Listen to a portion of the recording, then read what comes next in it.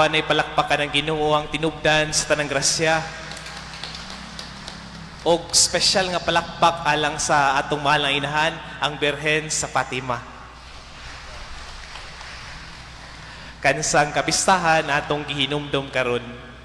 Maigsoon karong adlaw ang tibok simbahan sa tibok kalibutan naghandom sa kapistahan sa mahal na Birhen, ang Birhen sa Fatima. Ato hinumduman ni atong tuig 1917, itong 1917, the Blessed Virgin Mary appeared to 3 lowly children in Fatima. Kinsa man tong mga bata? Si Lucia, si Jacinta, o si Francisco. Dito sa pinakatumoy nga bahin sa Fatima, not even the capital of sa Portugal, dito gipili sa mahal na Birhen magpakita, magpadayag sa iyang paghigugma o iyang mensahe alang sa atong kaluwasan. And what is basically the message of Our Lady of Fatima? Unas tanan, ang pagkakabig sa kalibutan, the conversion of the world back to God. Kaya nga naman, sa may konteksto, what was the context during that time? That was after World War I. There was so much death. There was so much evil perpetrating during that time. And so, the Blessed Virgin Mary, in all that grace, nagpakita sa tuyo ka bata.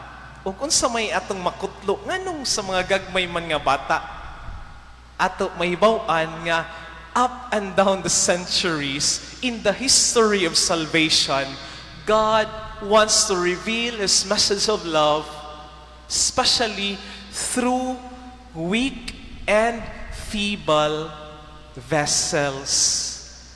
Gikahimutan sa Ginoo nga ipadayag ang iyang mensahe sa kaluwasan ngadto sa mga gagmay, ngadto sa mga dili inila, aron ipadayag ang iyang mensahe sa kaluwasan. Take note, ang mensahe sa kaluwasan tagpahibalo kang Maria. Dili dito sa Jerusalem, pero dito sa gamay nga lungsod sa Nazareth. God loves the small. God loves those people who are most unlikely to be heroes of salvation. And yet, time and again, gipamatud-an sa Ginoo nga bisan unsa ka gagmay, bisan unsa ka ultimo niining mga bataa, kagagmay itong mga bataa, pero ang mensahe sa Fatima, until now we celebrate. Until now, ato tagpaningkamutan na makabot ang mensahe sa pagkakabig, balik ngadto sa Ginoo.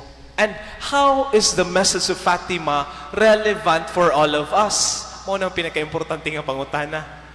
The message of Fatima continues to speak to us today, especially in our context and time nga.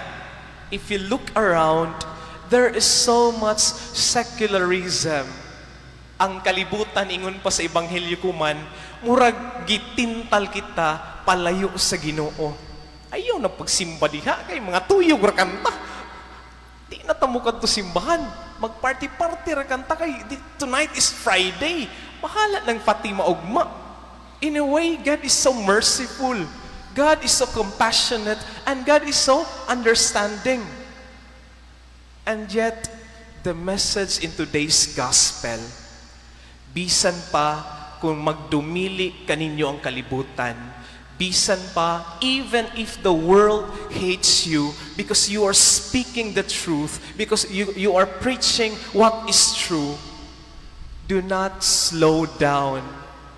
The message is, do not cower. Adyaw pagpayuktot, adyaw pagkahadlok sa pagsangyaw, sa mensahe, sa pagkakabig, balik sa Ginoo, gumikan lamang kay ang kalibutan, nagdumili o nagsulti kanimo na, adyaw nan iton. Dili kun ang mudyaon ang sakto.